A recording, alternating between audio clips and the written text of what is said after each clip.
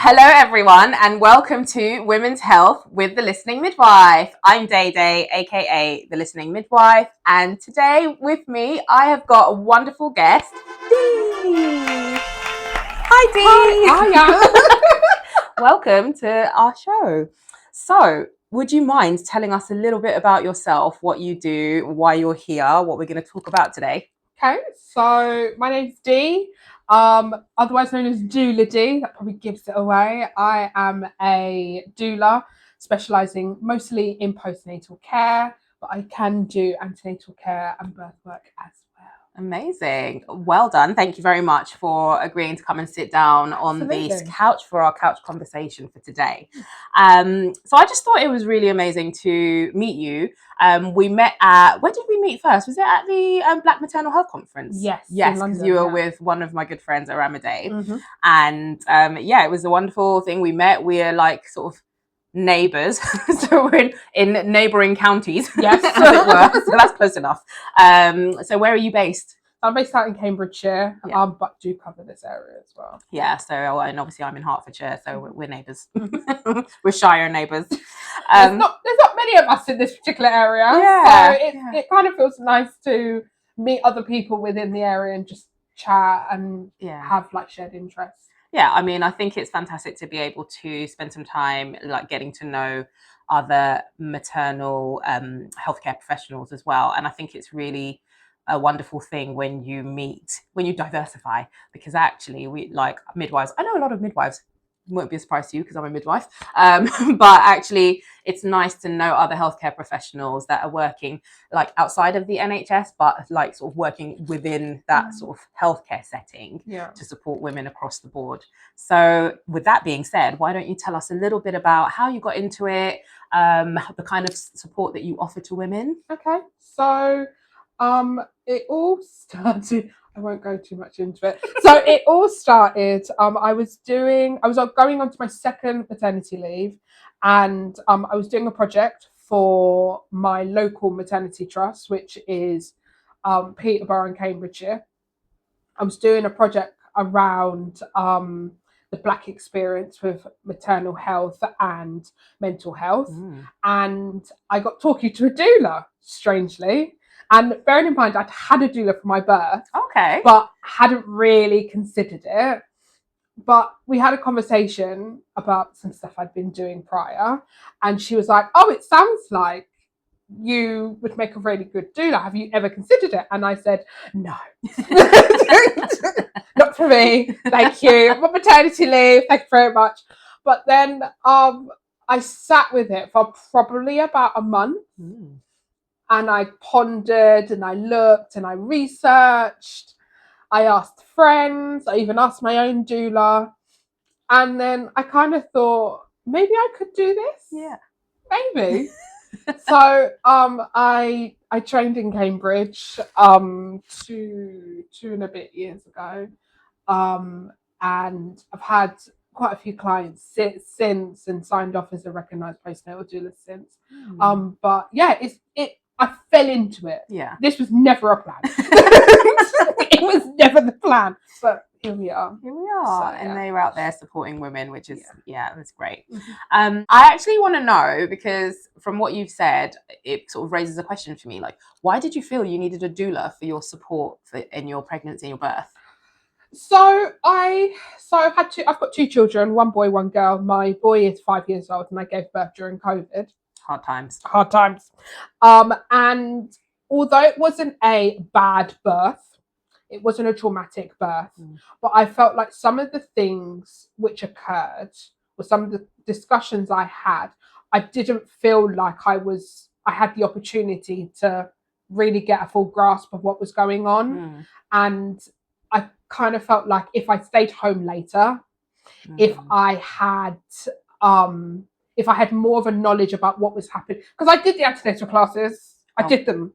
I did some research, but being in the moment whilst giving birth is completely different. Yes. And a lot of those things go straight out the window. You don't remember them. And I just thought to myself, my second birth, I gave birth at home, supposed to be in the hospital. And I kind of thought to myself, if I have somebody there who kind of knows me and knows the way I think, and we discussed plans and was willing to be honest with me, then perhaps I might have a different birthing experience. And it was completely night and day. I had a wonderful birth at home, and I felt like I was listened to, which was amazing. Which was, I guess, point one for me. Yeah. Okay. So that's very interesting, because actually it sounds like, I think as a midwife, what we're currently hearing, there's a lot of not very positive things going on in women's health at the moment, and it's not always the clinical care that seems to be the issue. There are obviously issues there sometimes, and we hope that they get dealt with swiftly. But it sounds like, the clinical was okay, but actually it was the experiential side of it, and that kind of communication and that knowledge and understanding during that time, that made it more of a challenge for you. Yeah, I think it's a hard one, really, because I'm nowhere near anti-midwife. In fact, I love the work that you guys do. That's without saying. But I feel like when you go into hospital in labour, depending on where you are, I understand that midwives have like a pathway they need to go down. If you don't understand that pathway, or you've got no knowledge of it, it's your first baby, then people get confused. And if you haven't got the time, a lot of people, depending on where you give birth, midwives have a really difficult job, and they need to take care of numerous different women in a set time frame, and sometimes the right explanation doesn't happen, and then you go away, and then they have more questions, but then you can't find can't find the midwife's with another lady. And just having the option of having a doula there whilst, I guess, you're debriefing, if it's not a life and death situation and you have the opportunity to have the time in order to have the discussions, it's nice to be able to essentially debrief there and then. So when a medical professional, whether or not it be an obstetrician, whether or not it be a midwife, whoever, comes up to you and said, do you have any further questions? Then you've written them down, or you've got more of an idea. You can have a discussion. Like one thing I think is misunderstood is that midwives and doulas are two different roles. I have no intention to be like, midwife is a what do they call it, a protected profession. If you're not a midwife, you can't call yourself a midwife. You need your pin, you need your qualification. I have no intention to be a midwife. My job is to advocate for the lady, or advocate for the family. A lot of times when midwives go into the room, this is the first time they've seen them. Unless you're under a specialist team and you've been with that person throughout their pregnancy, for whatever reason, that's the first time you're meeting them. And sorry, just to interrupt there, but no, but you make a great point, because actually, even if you are with a specialist team, very often that is mainly in the antenatal period, and most likely, actually, unless there's been special plans put in place for that labour, that birth, that's the cesarean birth, however you're choosing to birth, it may not always be your specialist team or specialist midwife that's going to be available for you at the time of the birth. It's just kind of how the system is set up. So you're going to come in on the day, and it's going to be whichever midwife is there on the day, and it might have been pre-arranged that you've met that midwife. You might, in view of your risks or in view of your birth plan, that you've had the opportunity to meet one of those midwives. But bearing in mind, midwives change shifts every 12 and a half hours. We're a very kind of large workforce, so there's a lot of variation in the staffing. It could be that actually, as you say, it's going to be someone you've never met before that's looking after you. And this is where, like, that birth planning and that understanding of what your wishes for birth are so important, because that midwife's going to come in, and most inevitably they're going to go, right, what's your birth plan? You're here, this is where we are in this process. What are your preferences? What is important to you for your birth? And if they don't initiate that conversation early, it's okay for you to do that. you can initiate that conversation, your partner can initiate that conversation, your doula, if she's there with you, can initiate that conversation. And most women would encourage them to have a printed birth plan. And when I say plan, I mean, like, you know, birth preferences. Keep it loose, because it's a very dynamic process. So, you know, have the things that are very important to you, and we will do our best to honor those, but understand that it's very dynamic and things can change and risks can change as well as we progress through the labor and the birth. So we were talking about the birth plan, and what were your thoughts around birth plan?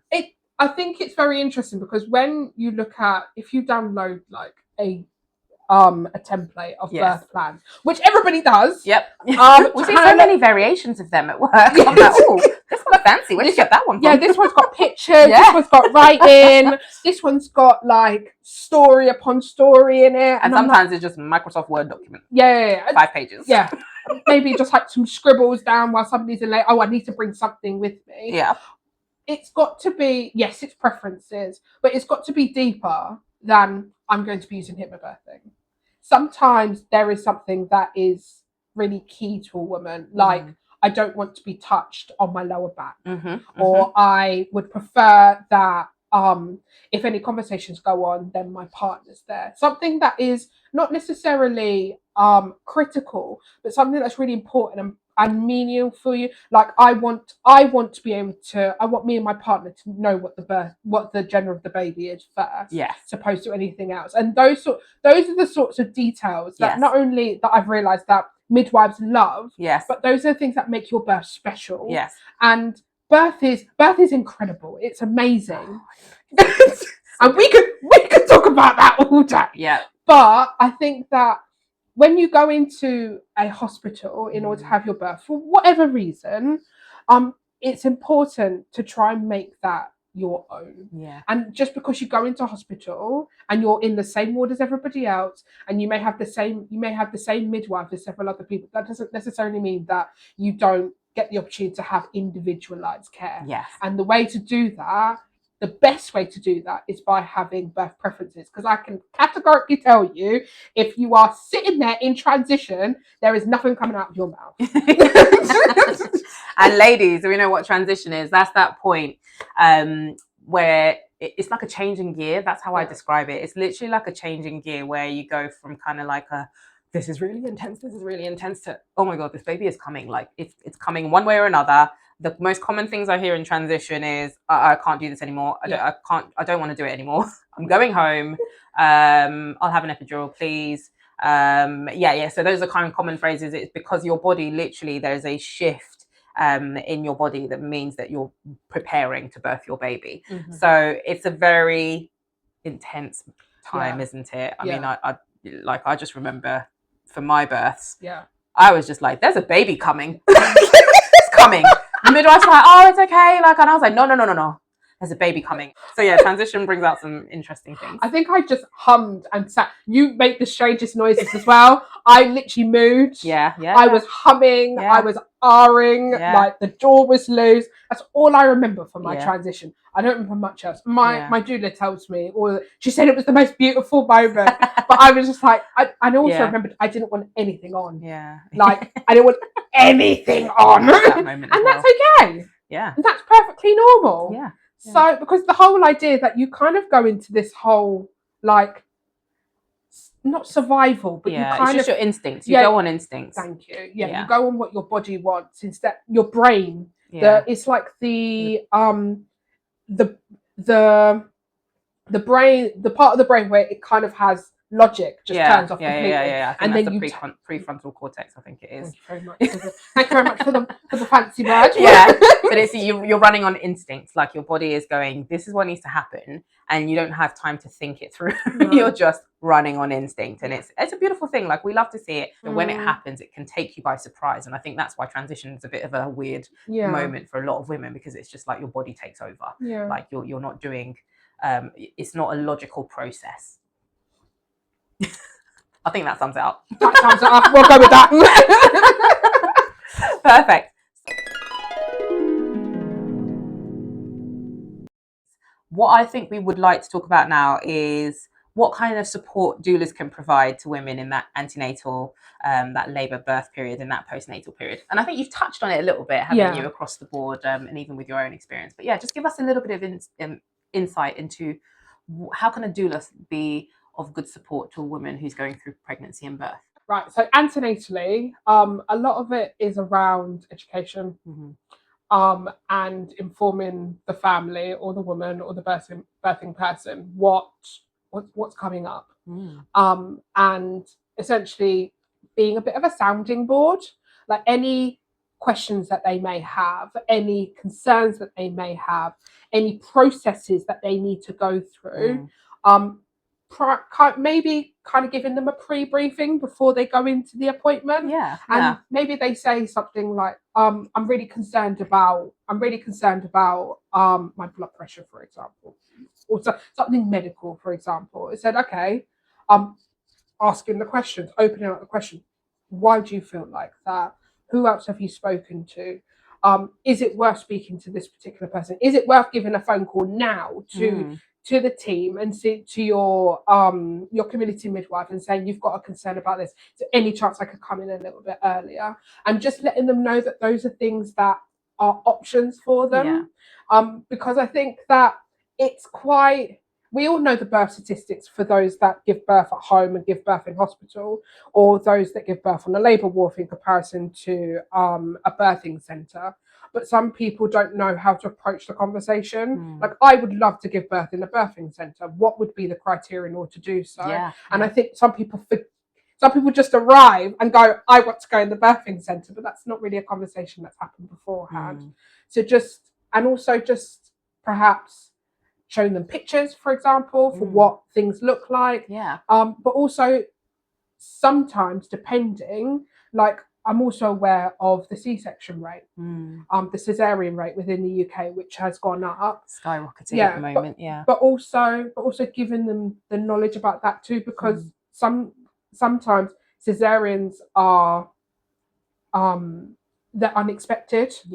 And for me, I always say you need a plan A, a plan B, and a plan C. Plan C sounds for C-section, and just and just making them aware of the fact that if something happens, your baby can still be delivered safely, and you can have birth choice. You can have birth preferences when you go into theatre. So you can ask them to lower the screen if it's appropriate. You can still get your partner to cut the cord. You can have your own music playing. Those are things that are still options if a C-section is needed.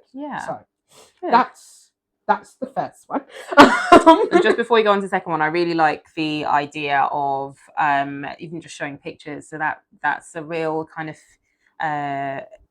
all of it is just about taking the unknown and the fear out of childbirth, because that's one of the things that scares women, is like if they've never had a baby, you've never been in there, or if they've had a baby and it was a different setting in which they had their baby, so maybe they had a home birth at first and now it's a more complicated pregnancy, they're going to be going into the hospital, or vice versa, all of these things. It's about, how do we take the fear out of that for you? Can you arrange to have a tour of your maternity unit? Not a lot of maternity units do offer this, but actually, even just a virtual tour of the unit is a good idea, just so you can visualize. Visualizing is very important in pregnancy. Visualize where you're going to be. What do the different types of common equipment that you're going to come across look like? Your blood pressure cuff, you're going to see loads of those during the antenatal period. But for the labor and the birth, what is the continuous monitoring, the CTG monitoring, where they check baby's heart trace? What does that look like? What does it sound like? What does it feel like? All of these kind of things. How can you use it? Do they have the ones that are wireless that can go in the pool if you wanted to, or you could be in the bathtub if there's no pool on the labor ward? There's so many options that are available to you, and I think it's all about balancing the timings that you kind of get that information. I think doulas are really great for offering that opportunity, because they'll get to know you, they'll get to know how much you can take in one go, and they'll get to be, they'll be there to support you with processing some of that information and that knowledge as well. So it's also about that when you go into labor, there's that lack of control. Your body can do a lot, and it for the labor, when the labor process happens, it feels like it's happening to you. So if you're aimed with the information or your partner or your birthing partner, whoever that may be, that could be mum, partner, boyfriend, whoever. If they're or it could be a doula if you choose, if there is nobody else that you would favour. Having them aim with that information. The amount of times I've heard a partner go, "Oh, I think it's transition she's in," because that's so good. I love that. Like, oh yes. Yeah, so they have that knowledge, and you hearing that, it's like, oh, this process, even though they're not experiencing, oh, this process is normal. Yes, yeah. So just giving them that affirmation. Also looking at things like if you've chosen to, if you have part of your labour experience at home or even in the hospital, tools that you can use. So like birthing balls, peanut balls, swaying, what do they call it? Pressure points. All of those biomechanic spinning positions and all those sorts of things. Making sure that it's not going to be comfortable, but we're trying to make you aware of the fact that you're not there by yourself. Yeah. Okay. And also, I think when, what you're saying about partners going, oh, that's transition, like that knowledge helps you to know, okay, this is normal. And when things go from not being normal anymore, then you feel like you're a little bit more prepared to be able to go, actually, I think we need to escalate this. I think, midwife, is this okay? Like, I'm worried about this. And so, a lot of that education is trying to arm you with the knowledge to know what is normal, what to expect. And, if things veer from that situation, helps you to be adaptable to those changes, to that dynamic process of labour. Okay. So labour. Yep. Labour. So labour, a lot of it is the emotional support and the emotional well-being of the woman, and the family, to just be there and be like, this is the process. You're doing really well. Or alternatively, do we need to escalate something? I'm starting to notice this. I think we better call somebody. Or have you considered, a lot of the time, have you considered doing this? Is this an option for you? Have you discussed this? And I guess arming them with the information that these are things that you can consider. So that's a lot that happens in labour, that happens within the labour period. I am not there to replace a midwife by any stretch of the imagination. In fact, I believe that the best way to work is in collaboration with midwives, because I think we're both there for the same thing. But what I have realised is that midwives have paperwork. Midwives have they are told 15 minutes we need to run through this whole list of things. Exactly. And those are things that I don't need to worry about. So therefore I can still keep an eye whilst the midwife's doing their work, or the midwife has stepped out the room to go and get another midwife, or something along those lines. And if something needs escalating, you better be sure I'm going to do it. Because I'm not an extra pair of eyes, but I'm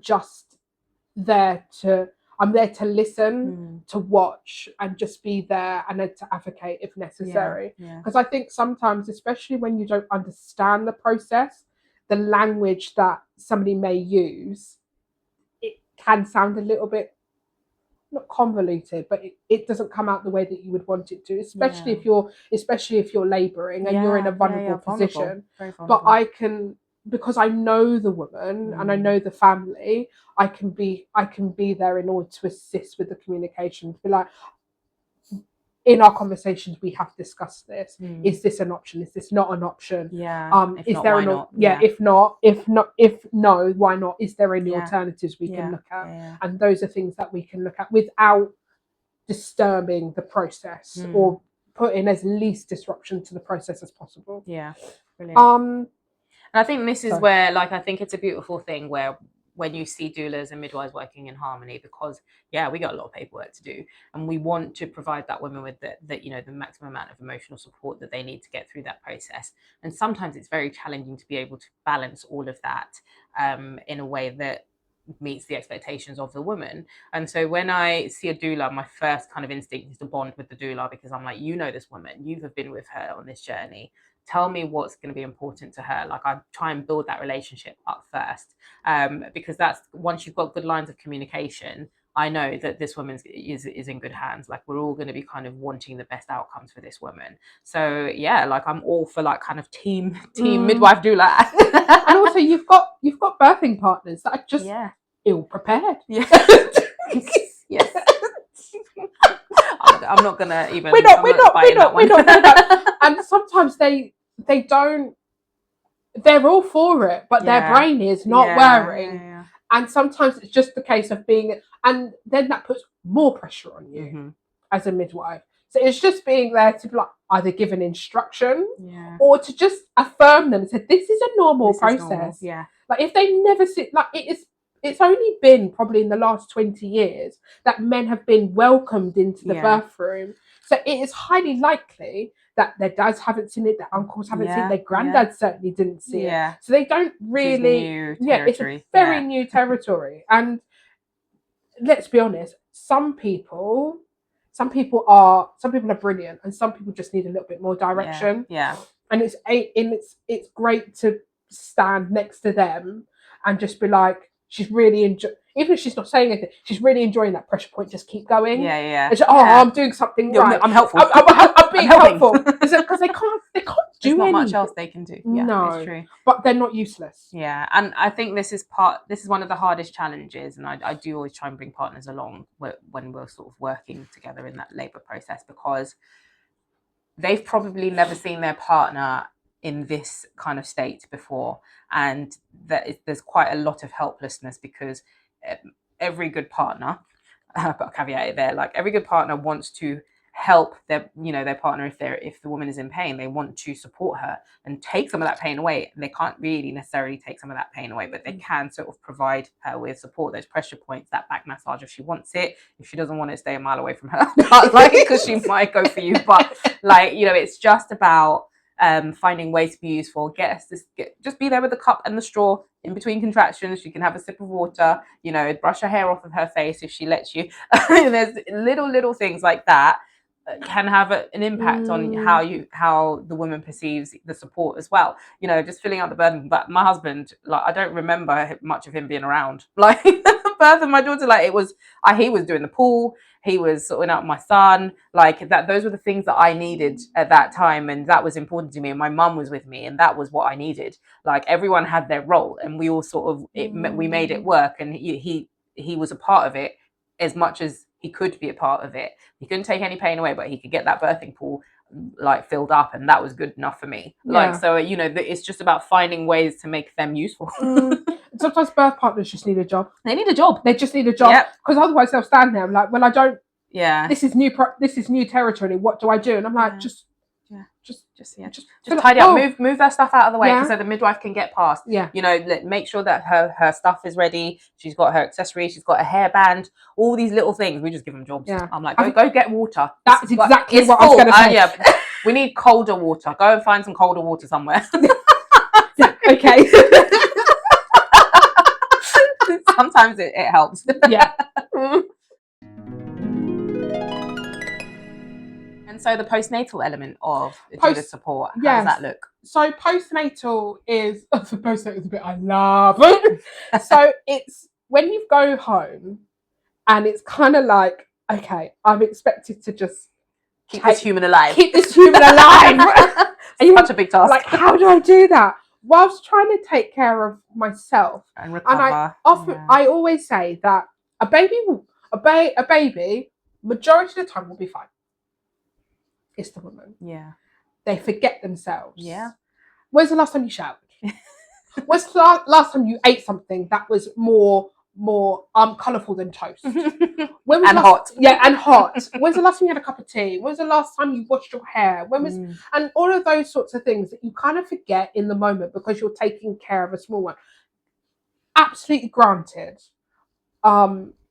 But you deserve as much care as a baby does. So often or not, I'll go in, and we have we often have a bit of a conversation beforehand about the kind of care that they need, which sometimes completely changes once they give birth, which is absolutely fine. Sometimes they just want emotional support, somebody to just talk to, make a cup of tea with, and then leave. Sometimes they want practical support, which would be things like feeding support,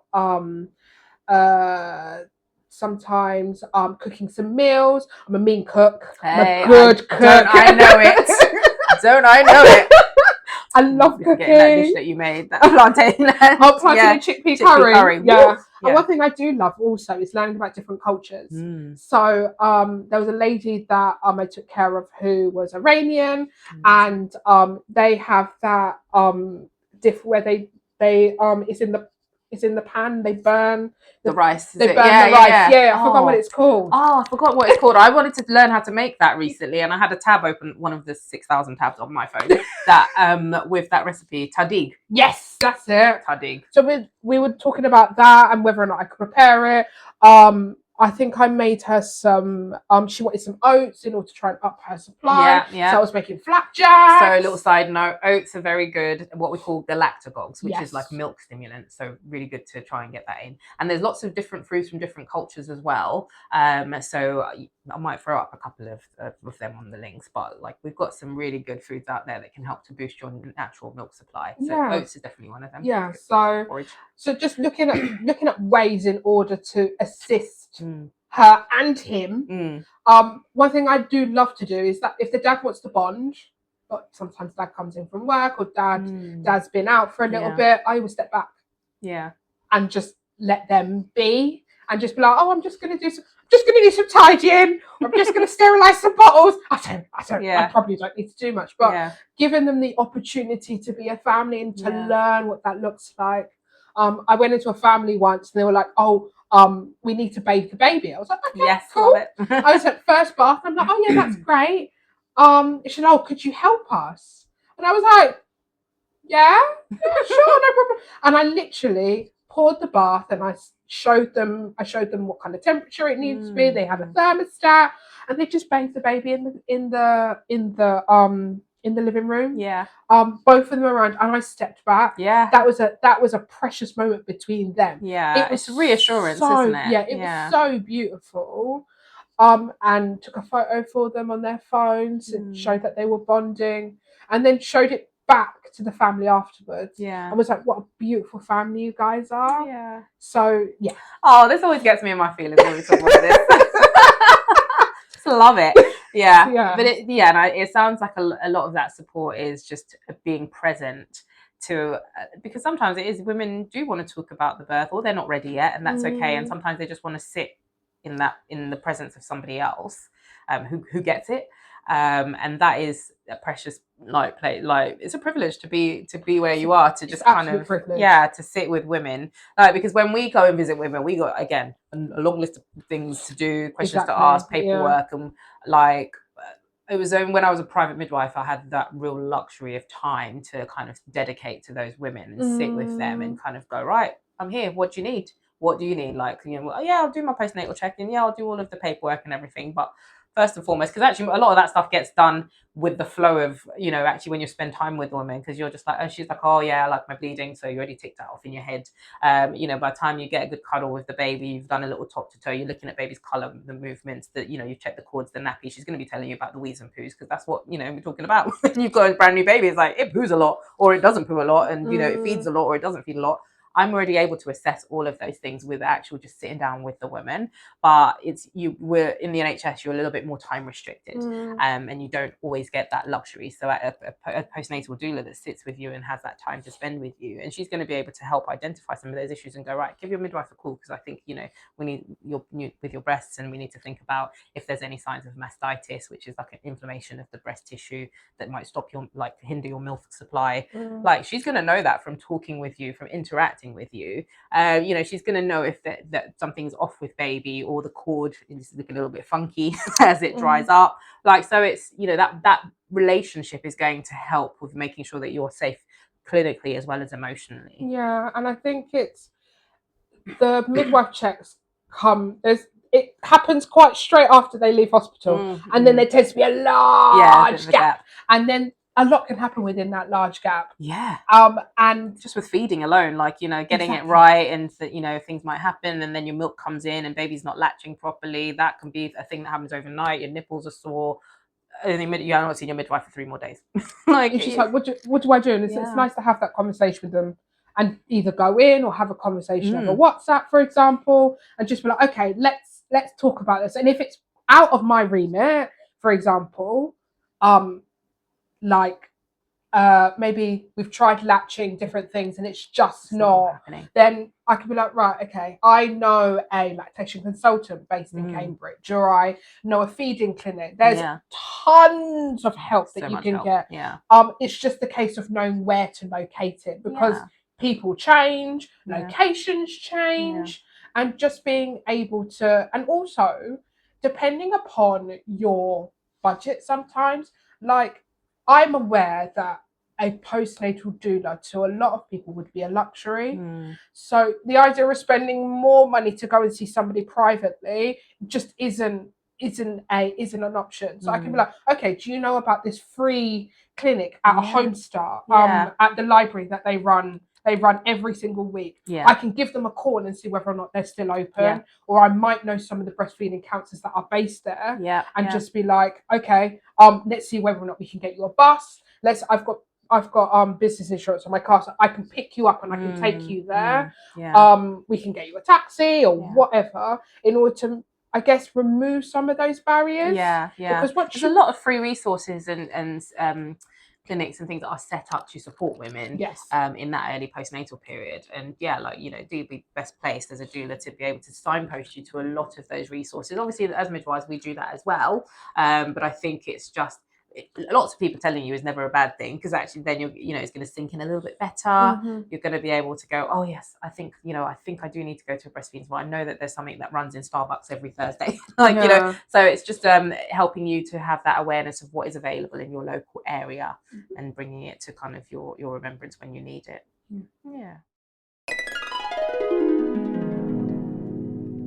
What has been your experience working with other healthcare professionals, so midwives, and I'm talking sort of mainly within the NHS, because that's where I'm at.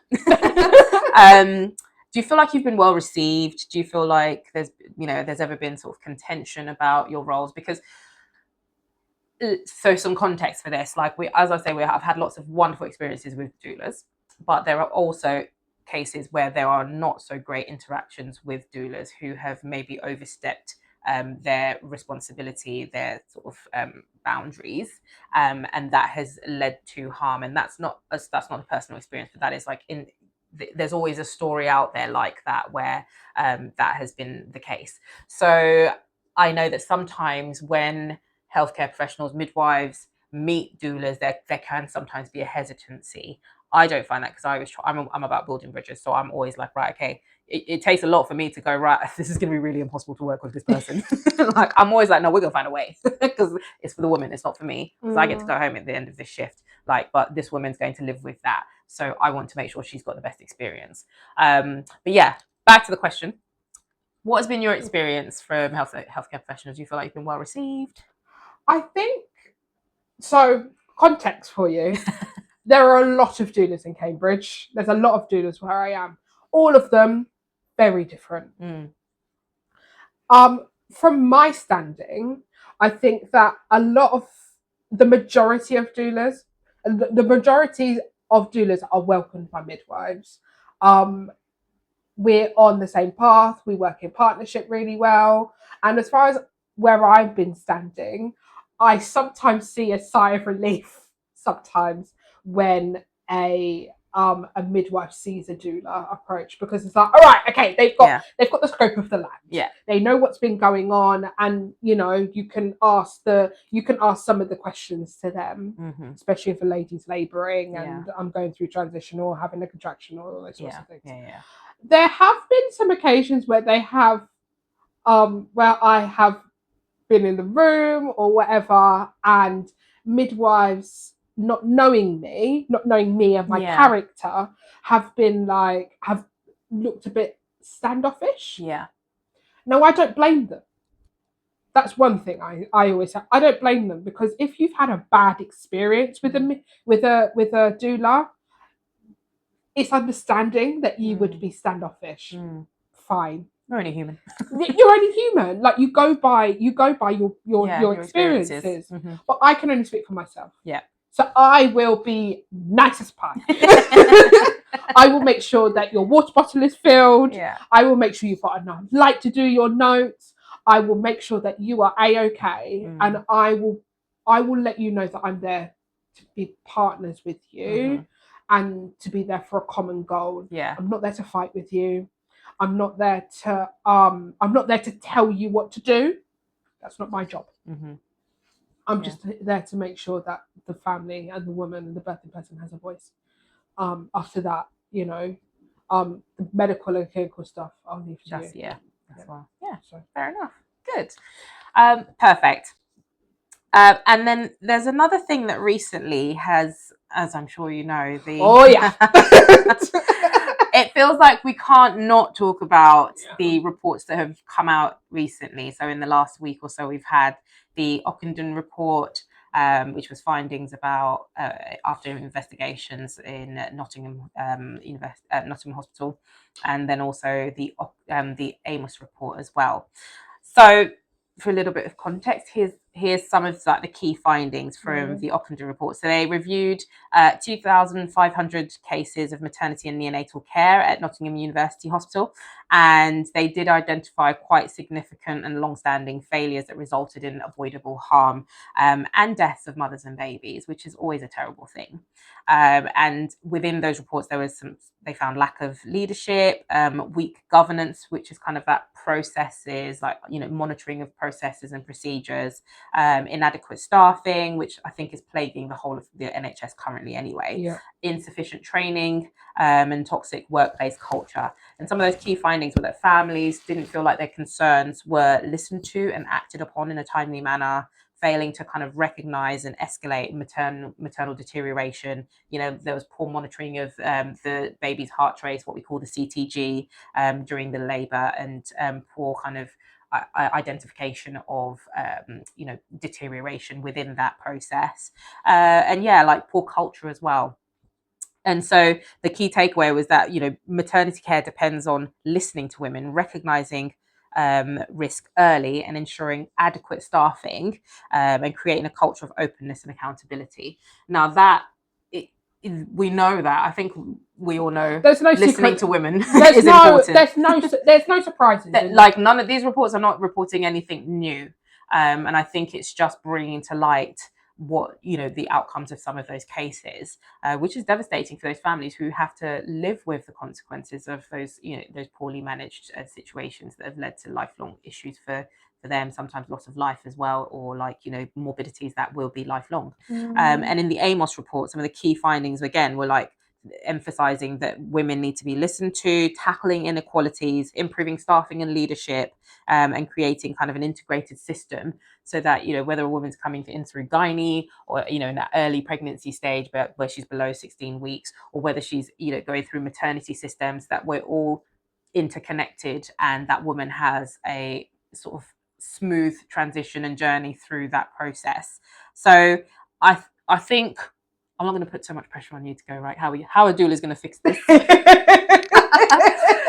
you're not going to fix it basically. But I want to kind of, I guess, ask you, within that, we've kind of alluded to the fact that you are there to be a voice for the women, but how else do you feel that you could support us as healthcare professionals within the NHS to try and mitigate some of these big old findings from these reports?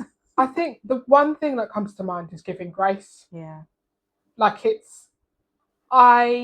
Reading some of the findings and speaking to some of the midwives that I know within my circle, midwives aren't bad people. Yeah, no one wakes up going, no, I'm going to go to work and harm people. No, that's categorically not what you're there to do. You're there to help women. It's unfortunately just a systematic wrong that has been caused. How that's going to be fixed, I have no idea. But what I do know is that midwives need us in order to help with things like continuity of care, because you don't have the opportunity to do it. Yes.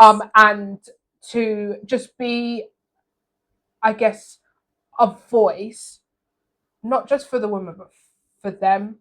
I think what we need to do is actually have more doulas working with midwives within the NHS, and actually having things like parent circles where you have space for women to learn and share. And I think because what we find is there's a bit of a loss of community, and we're very kind of nuclear in our families now. Like, so you don't get the village the same way. And I feel like actually bringing doulas in to help women create villages is going to go a long way to building kind of that space for knowledge, engagement, and confidence for women as well as they come into the healthcare setting, because then they're going to go, oh, do you know what?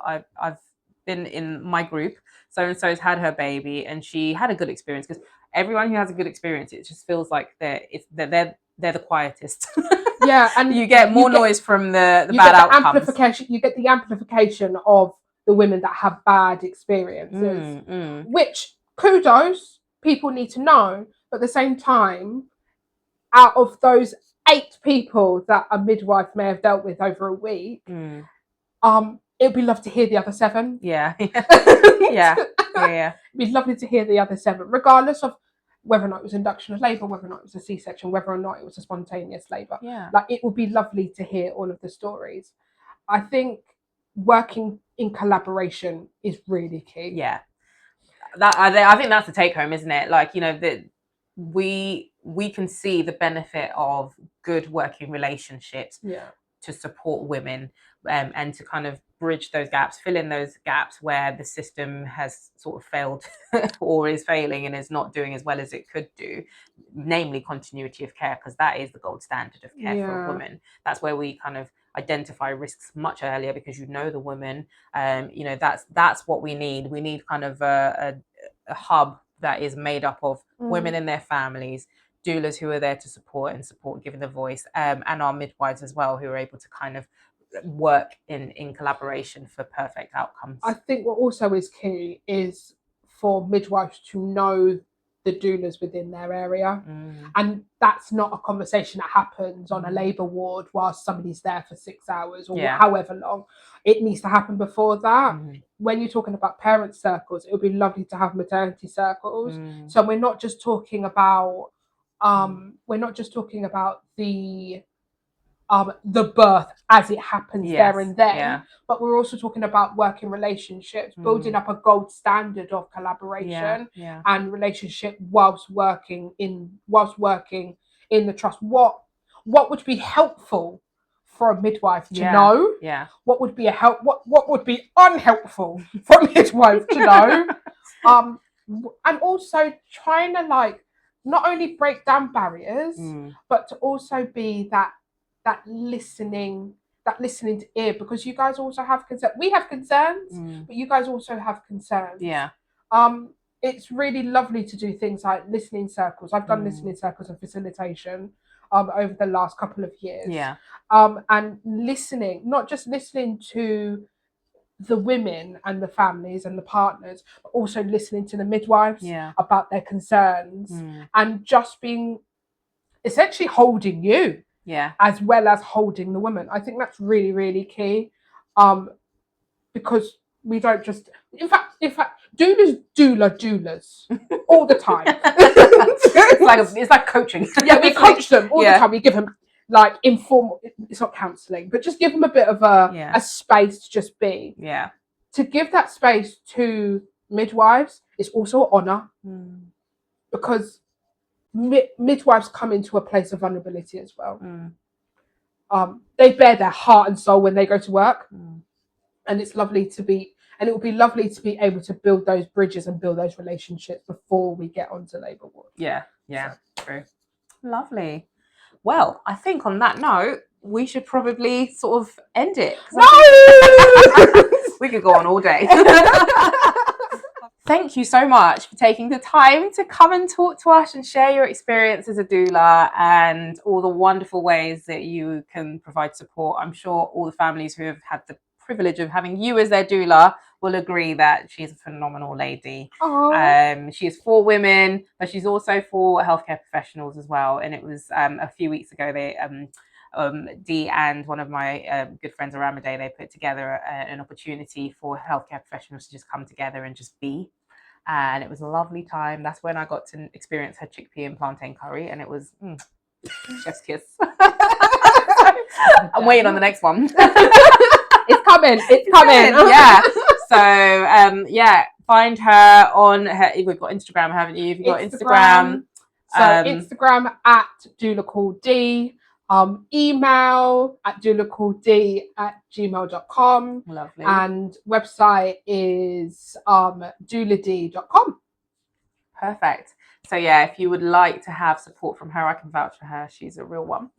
So you will be well looked after, well cared for, and well loved on. So thank you so much for coming to spend time with me. And you've been listening to Women's Health with the Listening Midwife. This is Doula Dee, and we're signing out for today. Like, subscribe, share everywhere. Thank you very much.